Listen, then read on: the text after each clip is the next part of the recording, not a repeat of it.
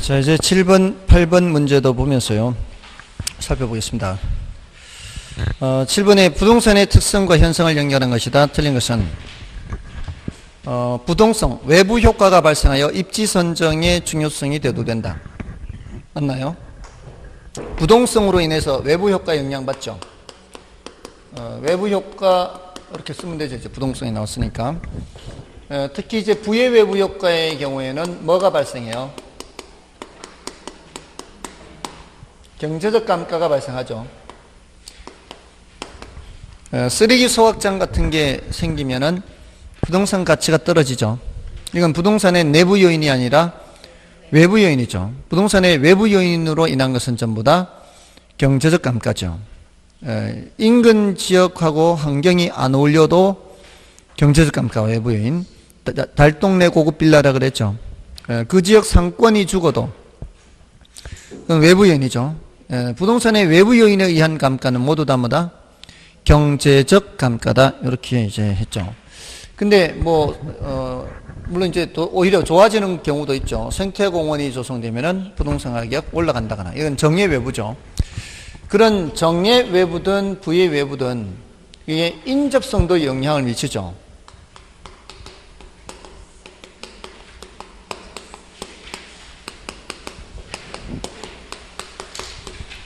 생태공원이 조성되면 먼 데까지 집값 땅값 올라가는 거 아니잖아요.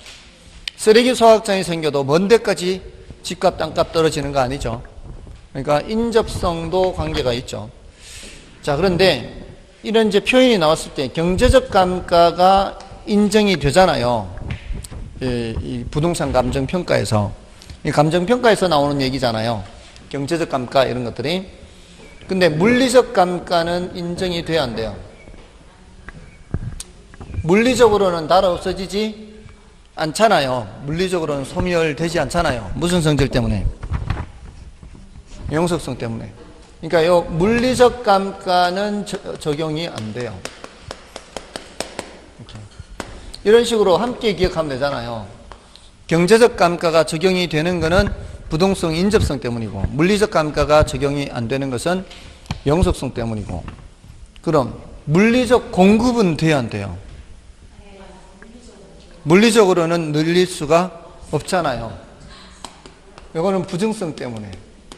물리적으로 토지는 증가시킬 수가 없어요. 근데 경제적 공급은 돼야 안 돼요. 어떤 성질 때문에? 그런 식으로 하면은 이제 조금은 더 오랫동안 기억할 수가 있겠죠. 자, 이렇게. 그 다음에 2번은 부증성, 모든 부동산 문제의 근원이며 토지 공개념 도입과 밀접한 관계가 있다. 그죠? 이건 맞죠? 희소성. 이게 그 토지는 양을 증가시킬 수 없으니까 희소성이 원인이 되는 거죠. 그러니까 토지 소유권은 인정은 하되 거기에 이제 공적인 제약을 가할 수 있게 하는 것이 토지 공개념이죠. 그건 다 희소성과 관련되는 거죠. 더 이상 물량을 늘릴 수 없는 거. 그다음에 여기 이제 희소한 것이기 때문에 가능한 한 효율적으로 이용해야 되거든요. 가뜩이나 부족한 자원을 더 효율적으로 이용을 해야 되겠죠. 그래서 여기도 최유효 이용이라는 개념이 나올 수가 있어요.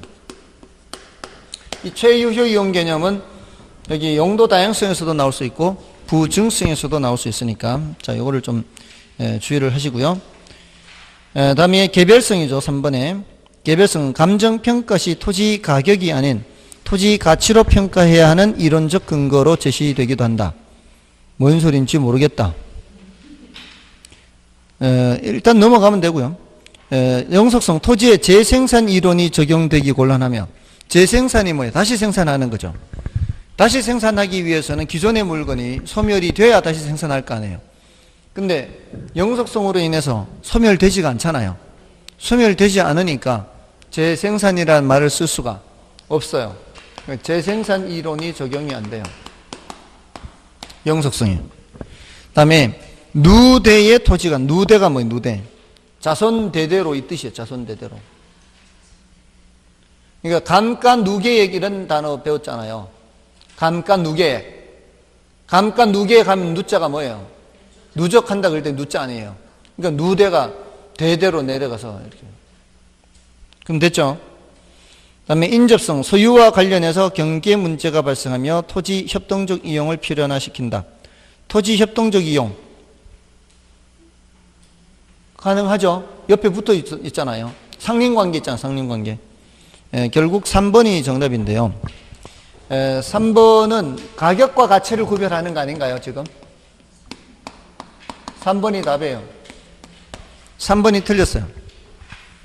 가격과 가치잖아요. 가격과 가치. 네? 가격과 가치를 구별하는 거 아니에요? 근데 앞에 우리 감정평가 공부하실 때 4월 달에 그 가격과 가치를 구별한다라고 할 때 가격은 실제로 지불된 가격값이고 가치는 장래 기대되는 편익의 현재값 이렇게 했잖아요. 이게 내구재의 경우에는 오랫동안 사용할 수 있는 내구재의 경우에는 지나간 게 소용이 없어요. 뭐를 봐야 돼요? 앞으로 벌 수 있는 편익을 봐야 얻을 수 있는 그거 보고 가치를 판단해야 되는 거 아니에요? 맞잖아요. 지나간 건 소용없습니다. 이 물건의 가치가 얼마나 되느냐, 이 공간의 가치가 얼마나 되느냐, 이 공간에서 앞으로 얼마만큼의 수익을 낼 수 있는지가 중요한 거지 이미 지나간 건 소용이 없잖아요. 맞나요? 그래서 앞으로 이런 얘기예요. 앞으로 내구재 여러 번 쓸 수 있는 거 앞으로 계속 사용하는 물건 한 달 만에 끝나는 게 아니라 1년 만에 끝나는 게 아니라 앞으로 계속 얻을 수 있는 편익 이거는 부동산 특성하고 뭐하고 관계 있단 말이에요. 영속성하고 영역성 가치와 가격은 영속성이에요. 그러니까 이런 것들은 어렵단 말이에요. 어려운 것이 정답 지문이 되면 할 수 없죠. 이런 것들은 틀려도 용서가 되는 거지. 그죠? 그렇다고 너무 좋아는 하지 마시고 용서된다고 해서 너무 좋아는 하지 마시고 그리고 이것뿐만이 아니라 가치 가격 구별하는 것뿐만이 아니라 그러니까 감정 평가할 때는 가격으로 평가요, 가치로 평가요? 가치로 평가요, 가치로. 왜? 앞으로 얻을 수 있는 편익이 길게 남아 있으니까 장래 기대된 편익의 현재값 이렇게 평가하잖아요. 그는 무슨 성질 때문에? 영속성 때문에. 앞으로도 얻을 수 있는 편익이 길게 남아 있으니까. 근데 그게 임대차와 관계 있단 말이에요. 임대차. 자, 임대차 설명드릴 때 제가 뭐를 함께 설명드리는가 하면 소비대차를 함께 말씀드린다고요. 임대차와 소비대차의 차이점이 뭐예요?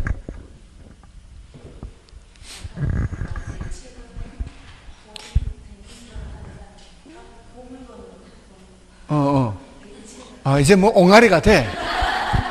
옹알이가 되는데 뭔 소리인지 못 알아들어.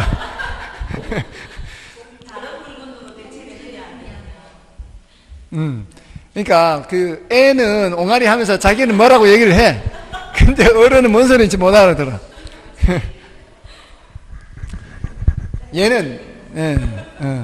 얘는 소비를 해버려요. 없어져 버려요. 쌀, 연탄 이런 것들을 빌리면 빌린 그 물건으로 되갚는 거 아니에요. 새로이 사가지고 갚아야지. 써서 없애버리잖아요. 없애버리는 거. 소비하는 게 써서 없애버리는 거예요. 근데 임대차는 내가 자전거를 1시간 빌려서 돈 10,000원 주고 빌려서 타고 갖다 줄 때 다른 자전거 사가지고 갚아요? 그 자전거로 갚아요? 그 자전거 갚는 거잖아요. 그러니까 이거는 그 물건으로 못 갚아요. 동종, 동질, 동량의 다른 물건으로 갚아야 되고 소비대차는 임대차는 그 물건으로 갚아야 돼.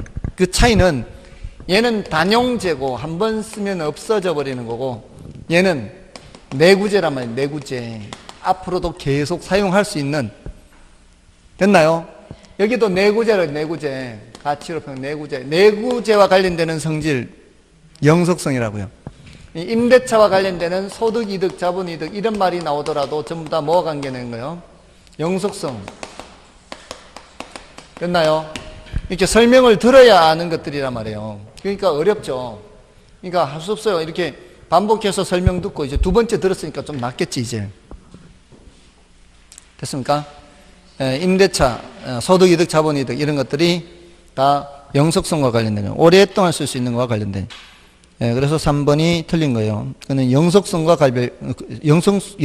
관련되는 거고요. 그 다음에 8번의 부동산 특성에 관한 설명 중 옳은 것은 부증성으로 인해 토지용이 점차 조방화한다. 집약이죠, 집약. 이 집약은 부중성의 단골 손님이에요, 집약. 자, 이렇게 써보세요. 이렇게 하면 몇 개 나오잖아요, 이렇게. 그래서 설명을 들으면서 이렇게 썼는 것들은 조금 더 오래 갈 거 아니에요. 이런 것들을 이렇게 써서 카드를 만들어 보면은 훨씬 나을 겁니다. 그 다음에 이번에 인접성으로 인해 개발이익 사회 환수 근거가 된다. 맞죠? 어떤 지역을 개발하면은 그 지역만 개발 이익이 발생해요? 주변 지역에도 발생해요? 주변 지역에도 발생하니까 주변 지역의 인접지에 개발이익 사회 환수해야 되고요. 그 다음에 개별성으로 인해 부동산 상품 간 완전한 대체 관계가 성립한다. 대체가 안 되죠, 이거. 다른 게 없잖아요, 개별성은. 뭐 비대체, 비대체. 그러면서 자주 나오는 게 일물일가 법칙이 적용 안 돼요. 물리적 감가 적용 안 된다, 뭐가 안 된다, 뭐가 안 된다, 이렇게. 안 되는 것들을 이렇게. 그 다음에 그 용도 다양성으로 인해 소득 이득과 자본 이득을 얻을 수 있다. 요거 방금 했잖아요. 소득 이득, 자본 이득. 임대차 영속성 했죠. 그 다음에 토지는 용도가 다양하므로 토지의 경제적 공급이 불가능하다. 가능한 거죠. 됐나요? 아까 경제적 공급 가능하다 그랬잖아요. 물리적 공급이 안 되는 것은 부중성. 경제적 공급이 되는 것은 용도 다양성. 됐나요? 자, 앞으로 하더라도 뭐를 좀 더 주의해서 부동성, 부중성, 영속성 이렇게 문제를 풀 때 부동성, 부중성, 영속성과 관련되는 거 나오면 더 체크를 해보시라 이 말이에요. 그럼 되잖아요. 다 하기는 힘들어도 3개만. 이렇게 했는데도 안 하면 진짜 문제 심각한 거 아니에요. 8개를 다 하라는 것도 아니고 3개만 하라는데 공부를 취미로 하지 않는 이상은 합격을 하기 위해서 왔다면 해야 되는 거죠. 그리고 누누이 말씀드리지만 우리는 내년에 수석할 필요가 없어요.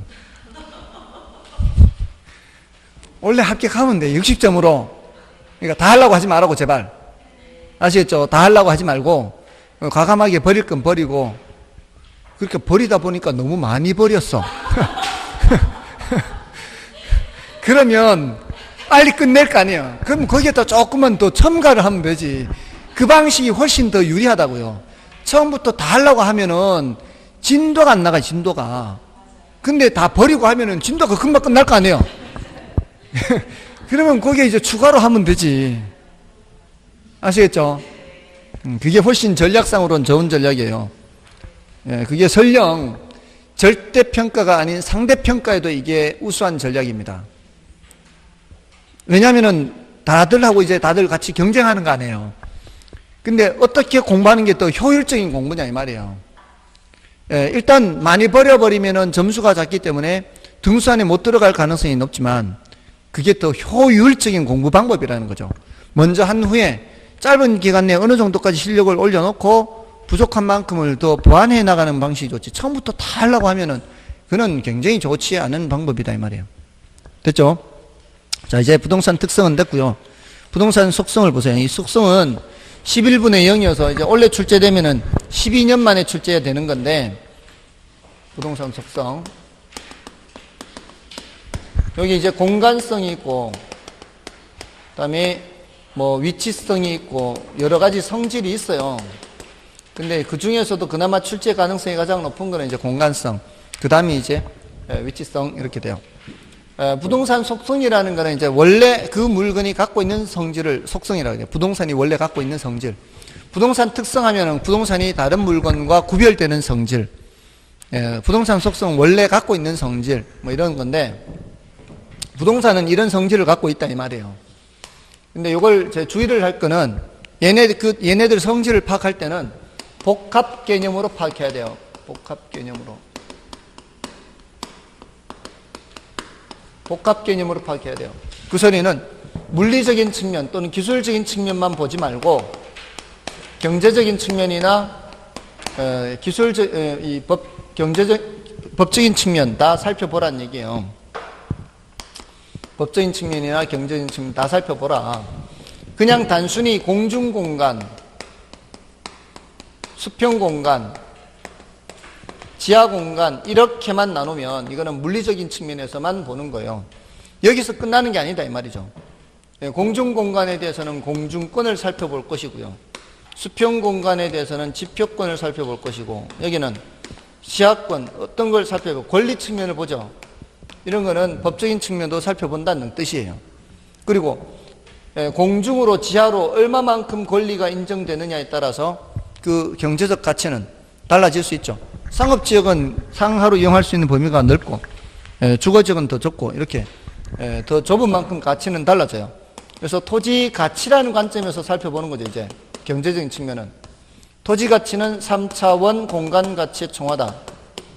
이렇게 살펴볼 때는 이런 측면을 다 살펴보는 거예요. 법적인 측면이나 기술적인 측면은. 보세요. 3차원으로 얼마나 이용할 수 있느냐.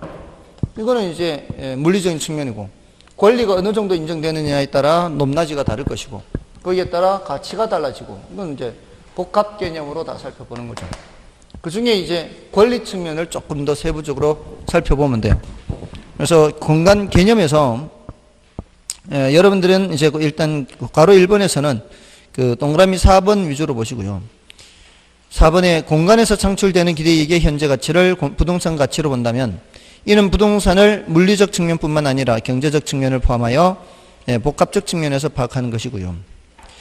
괄호 2번에 부동산 소유권의 공간적 범위. 자, 요거 민법 212조 얘기가 나오죠. 요건 좀 알아둘 필요가 있어요. 민법 212조에 의하면 토지 소유권은 정당한 이익이 있는 범위 내에서 토지 상하에 미칩니다. 그래서 동그라미 1번에 정당한 이익이 있는 범위 밖에까지 토지 소유권이 미치지는 않습니다. 정당한 이익이 있는 범위 내에서만 미치는 거예요. 구체적으로 정당한 이익이 어디까지인지는 시대나 장소에 따라 다릅니다. 그래서 2번에 그 해설을 해놨죠. 정당한 이익이 있는 범위는 시대나 장소에 따라 달라지는 불확정 개념이며 최종적인 판단은 법원에 의해 결정되기도 합니다. 우리 민법이 1960년부터 시행이 됐나요? 그 혹시 그런 얘기 나오나요? 1960년 맞나요? 누구는 듣고 누구는 안 듣고. 그러면 어디 가서 들었어요? 다들 안 들었는데.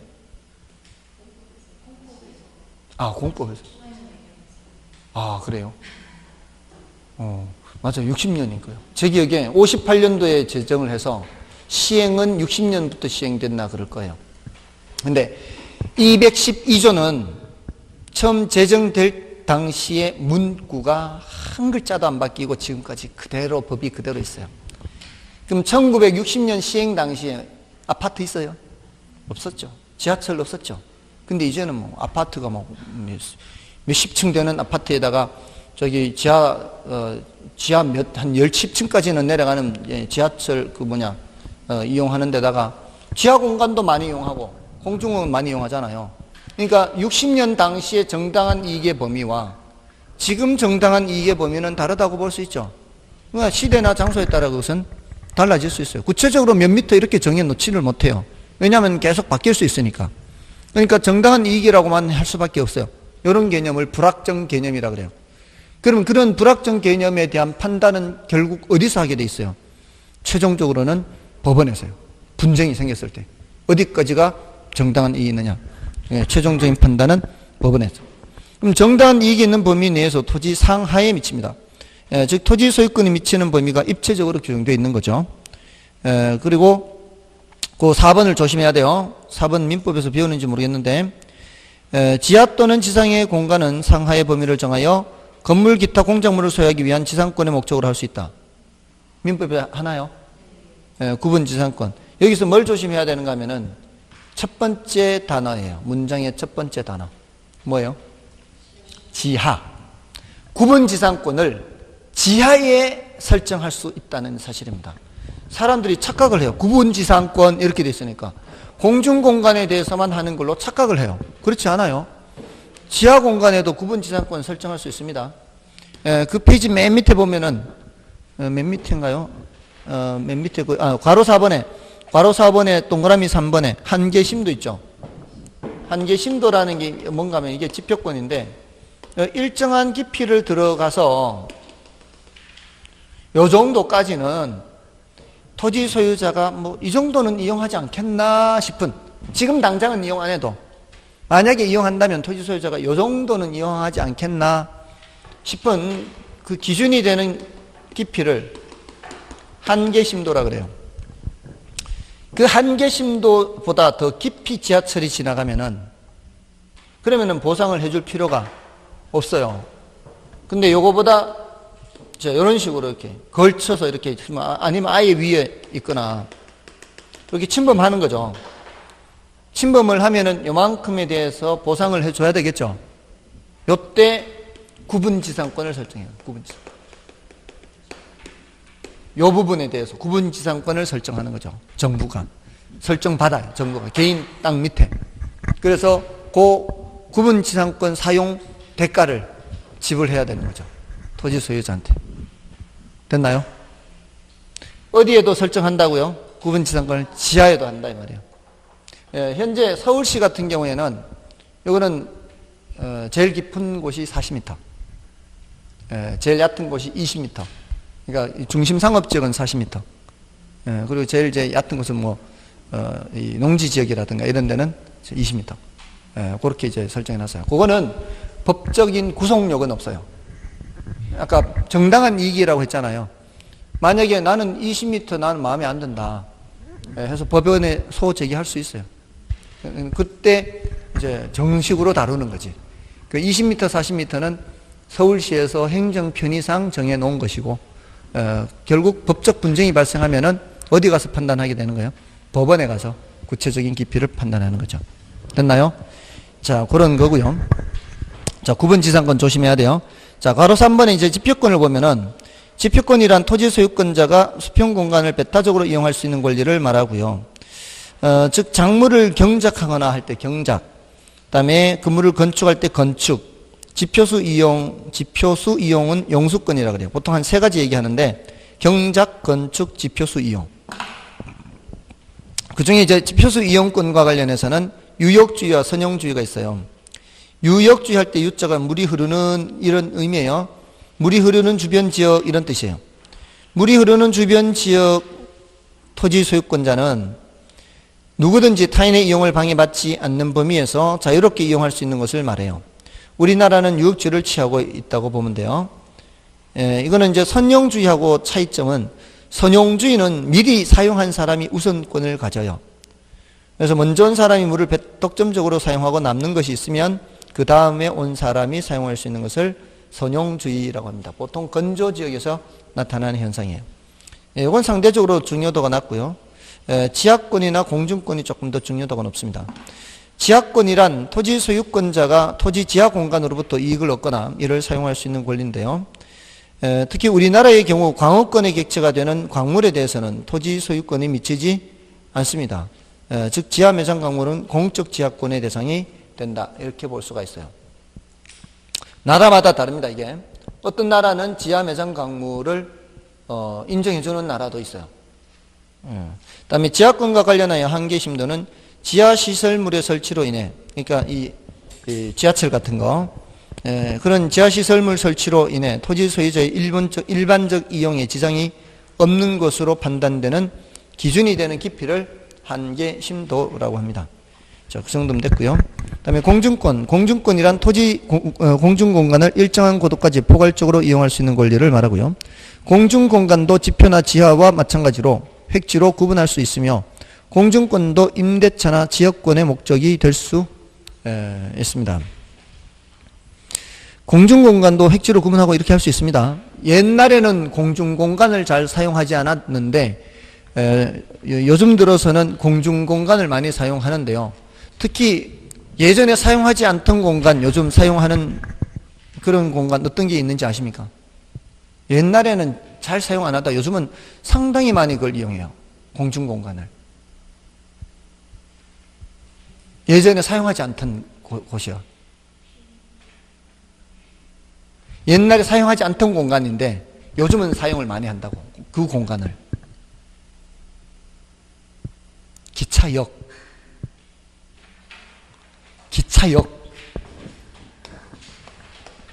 예전에는 기차역이 한쪽에 있었어요. 한쪽에 있었다고. 이제는 이 선상에 있잖아요. 선상에. 기차 열차 차선이 지나가면 그 위에 있잖아요. 이제 요즘은 조치원역이 옛날에 한쪽에 있었다고요. 저쪽에는 없었다고. 근데 이제 위로 올려서 이렇게 활용을 하잖아요. 또는 뭐 세종역도 마찬가지죠. 오송역 같은 거라든가 또 영등포역이라든가 서울역이라는 이 선상이 있잖아요. 선상에 열차선이 지나가는 선상을 이용하는 거 아니에요.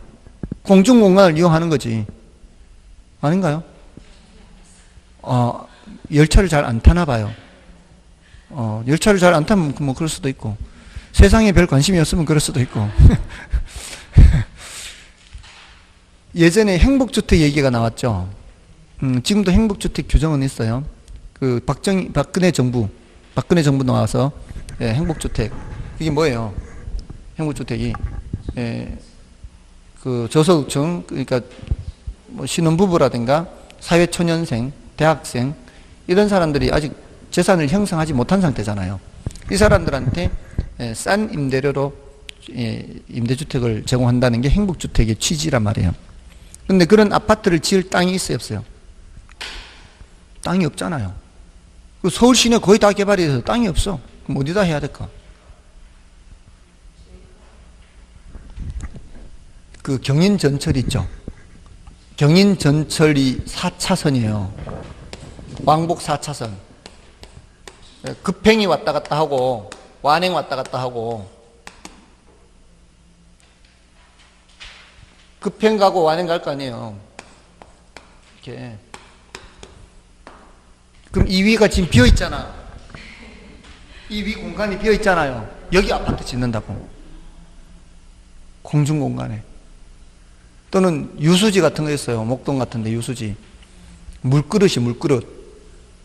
비 많이 오면 이제 일단 빗물을 갖다 놓고 서서히 침수 막기 위해서. 지금 덮어놓고 지금 주차장으로 이용하고 있어요, 지금은. 밑에는 물그릇이고, 빗물그릇. 그 위에다가 아파트 짓는 거지. 공중공간 활용한다고요. 예전에는 활용하지 않던 그런 공간을 많이 활용할 수가 있어요. 얼마나 좋아. 그 주변 사람들 굉장히 좋겠지. 주변 사람들은 오히려. 소음이 없잖아, 소음이. 막아버리니까. 그걸 다 막아버리면 되지. 막아버리잖아. 아파트 1층은 전철이 지나가는 거고 2, 3, 4, 5층이 이제 아파트일 거 아니에요. 그럼 소음 진동을 막아야 될 거 아니에요. 그럼 공사 다 해야지. 그럼 주변 사람들 소음 없는 거지. 예? 왜 시끄러워? 아니, 지하에 지하철 지나잖아요. 지하에 지하철 지난다고 여기 지금 시끄러워요?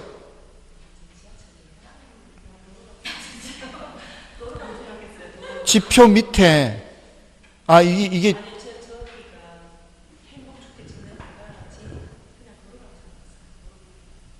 전철. 경인 전철. 이걸 덮어버리면 되는 거죠.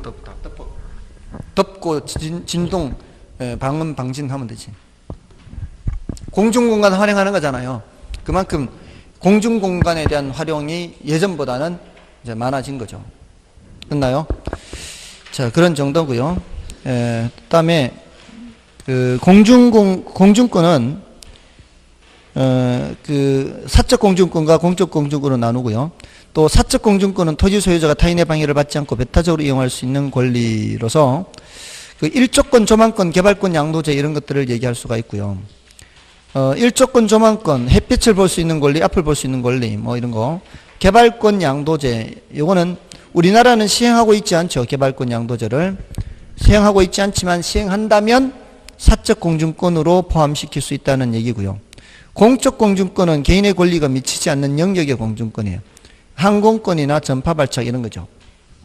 내 땅 위로 비행기가 지나가더라도 못 가게 미사일 쏠 수 없잖아요. 그런 것들을. 그 다음에 개발권 이전 제도, 용적률 인센티브 제도 등은 공중공간 활용 방안들입니다. 아까 용적률 인센티브 제도 언급을 해드렸었죠. 공개 공지를 제공하면 이렇게 용적률에 대해서 인센티브 주는 거, 이런 것들은 다 공중공간 활용 방안이고요.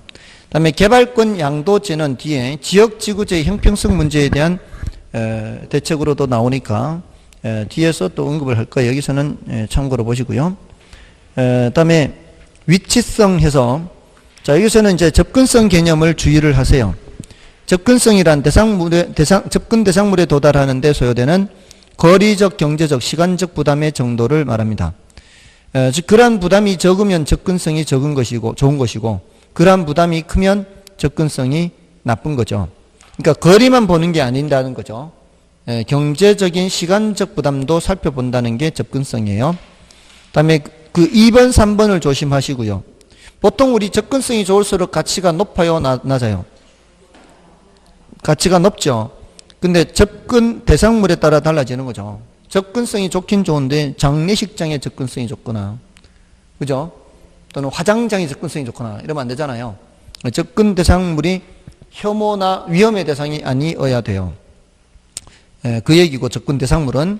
그다음에 접근의 정도와 증감가, 이거 조심해야 돼요. 접근성이 좋아 편의성이 증가하는 경우 일반적으로 증가가 발생합니다. 그런데 시장 안의 주택처럼 지나친 접근성이 감가되는 경우도 있다는 거죠. 도로가 가까이 있으면 좋잖아요. 너무 가까이 있으면 시끄럽죠. 자, 그걸 보란 얘기죠. 그래서 질문을 할 때 이렇게 질문하는 것을 조심해야 되죠. 혐오나 위험의 대상이 아니라면 접근성이 좋을수록 가치가 높다. OX. O라고 답하기가 쉽거든. 위험이나 혐오의 대상이 아니라면 접근성이 좋을수록 가치가 높다. 시장 안에 주택도 있으니까. 너무 가까운지 그렇지 않은지를 또 봐야 돼. 그러니까 위험이나 혐오의 대상이 아니라 하더라도 혹시 또 지나치게 가까워서 감가되는 것은 아닌지도 살펴봐야 된다 이 말이야. 두 개를 동시에. 됐나요? 자, 그거 조심하라는 거고요. 다음에 환경성 뭐 별로 중요, 나머지는 뭐 됐습니다. 됐고요. 다만 그 13쪽에 현장 자원, 상품 자원, 토지 자본 이런 단어들 용어 정도 참고로 보면 되는데요. 현장 자원이나 상품 자원은 모두 다 토지를 말하는 거예요. 현장 자원으로서의 토지, 상품 자원으로서의 토지를 말하는 거예요. 다 토지를 말하는 거고, 그 다음에 밑에 토지 자본이라는 단어는 오른쪽에다 써놓으면 돼요. 토지에 투입된 자본, 이렇게 번역해서 써놓는 게 이해하기가 쉬워요. 토지에 투입된 자본, 토지에 투입된 자본, 이렇게 생각을 하십시오. 토지에 투입된 자본. 그렇게 참고로 보시면 되고요. 자, 오늘 마지막 주제는 그 부동산 수요 공급의 개념 정도는 하고 마치겠습니다. 분량이 간단한 내용인데 16쪽, 17쪽에 수요 공급의 개념까지만 하고요. 자, 우리가 이제 수요 공급을 이제 다음 주에 본격적으로 공부를 하는데, 수요 공급을 다음 주에 본격적으로 공부를 하기는 한데 이제 개념만 살펴보고요. 오늘 마치겠습니다. 우리가 이제 수요 공급을 공부하는 이유는 수요량과 공급량을 측정을 해서 수요량이 더 많으면 가격이 올라가고요. 공급량이 더 많으면 가격이 내려가겠죠. 이제 시장에서. 그 이제 수요량과 공급량을 측정을 한 후에 그거를 알고 싶은 거예요. 이제 시장에서 가격이 올라가는지 내려가는지 이런 걸 알고 싶은 거예요. 여러분들 경제 뉴스 보면 거의 대부분이 가격 뉴스예요. 가격이 올라간다 내려간다 뭐 그런 얘기죠. 자, 그러려면 이걸 측정을 해야 될 거 아니에요. 수요량과 공급량을 측정을 해야 되는데 우리가 측정을 할 때는 일정 기간을 전제로 측정하는 것이 원칙이에요. 일정 기간 동안 구매하고자 하는 또는 공급의 경우에는 판매하고자 하는 이렇게 되겠죠. 판매하고자 하는 욕구 이렇게 해서 우리는 뭐를 전제로 측정한다? 기간을 전제로 측정한다. 이게 유량 변수라는 겁니다. 유량 변수. 이게 U자가 흐를 U자예요. flow. 영어로는 flow. 일정 기간 동안 어떤 시점에서부터 어떤 시점까지 그 사이 이걸 기간이죠. 근데 예외적으로 저량으로 측정하기도 해요. 그건 예외적일 뿐이에요. 이거는 특히 공급의 단기 분석에서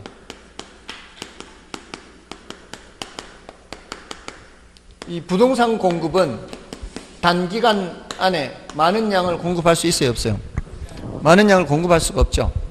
그러니까 이미 기존에 있던 양으로 분석을 하든 단기간에 변화된 양으로 분석하든 별 차이가 없어서 단기 분석에서는 기존에 있던 양, 저량으로 분석하는 거죠.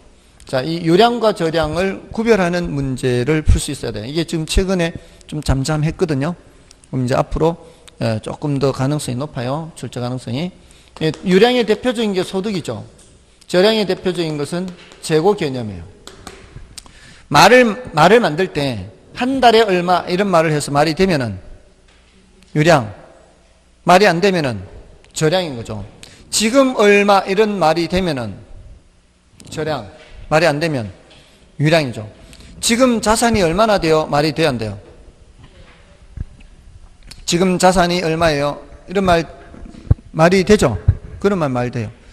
지금 거래 몇 건 했어요? 말 돼야 안 돼요? 지금 몇 건 했어요? 말 돼요? 지금. 한 달 동안 거래, 이제 체결 건수. 거래량은 뭐라는 거래량은? 한 달에 얼마나 체결했어요? 이 거래량은 유량 개념이기 때문에 그렇다는 얘기죠. 이거는 이제 지금 자산이 얼마예요? 말 되잖아요. 자산은 부채 더하기 자본이죠. 그러니까 부채도 저량 개념, 자본도 저량 개념, 다 저량 개념이 이런 것들은. 이 공식도 알고 있어야 되고요. 예, 공식도 알고 있어야 돼요. 제가 100억대 자산가요. 근데 99억이 빚이에요. 1억은 내 거고. 뭐 그래도 100억대 자산가지, 자산가는. 그럼 뭐 말하기는 얼마나 쉬워. 아무튼 전부 다 저량 개념이라는 겁니다. 이렇게 한 달에 얼마, 지금은 이렇게 말을 해서 말이 되는 것 위주로 하면 돼요. 되는 것 위주로. 이렇게 해서 말이 잘 안 된다. 그러면 일단은 패스. 그건 나중에 그런 거는 따로 점검을 해서 외우더라도 이렇게 이제 일단 구별을 하시고요. 그 다음에 일정 기간 동안 구매하고자 하는, 자, 요거는 구매를 했다는 얘기, 앞으로 할 거란 얘기요. 앞으로 할 거란 얘기죠. 아직 구매를 하지 않은 거죠. 이걸 사전적 개념이라고 하는데, 요거는 시험에는 안 나옵니다. 근데 이걸 알아야 이해를 하기가 쉬워요. 왜냐하면은 우리는 가격이 올라갈지 내려갈지 이거 살펴보려고 하는 거 아니에요. 지금 측정을 해서. 근데 이미 구매를 해버린 사람은 더 이상 가격에 영향을 미칠 수가 없기 때문에요. 구매를 한 사람은 더 이상 가격에 영향을 못 미치죠.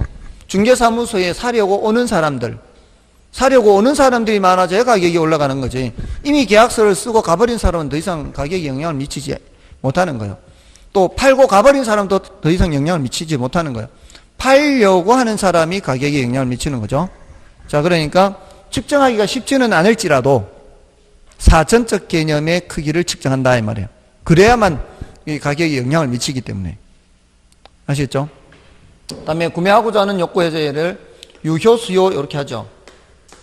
여기에 대응하는 개념을 잠재, 수요 이렇게. 유효 수요는 구매 의사와 지불 능력이 모두 있는 거고, 잠재 수요는 구매 의사는 있지만 지불 능력이 없는 걸 말하죠. 자, 우리는 유효 수요로 측정을 하는 거예요. 시장에 올 때는 뭘 들고 와야 돼? 돈을 들고 와야 되고, 공급자는 물건을 들고 와야 돼. 유효 공급으로 측정을 하는 거죠. 자, 그렇게 하시면 되고요. 그래서 여러분들 그 교재에 그 비교를 좀 하시면 되고요.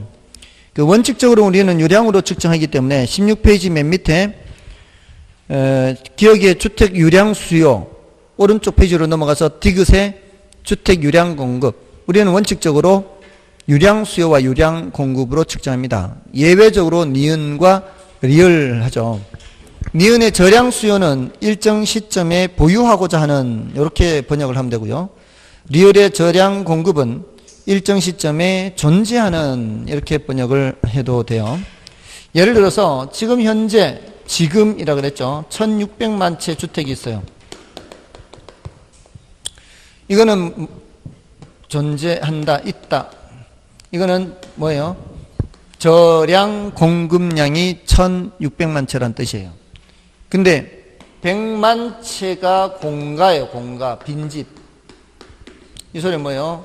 1500만 채 사람들이 차 있다는 얘기잖아요. 100만 채가 빈집이라는 얘기는 1500만 채 차 있다는 얘기 아니에요.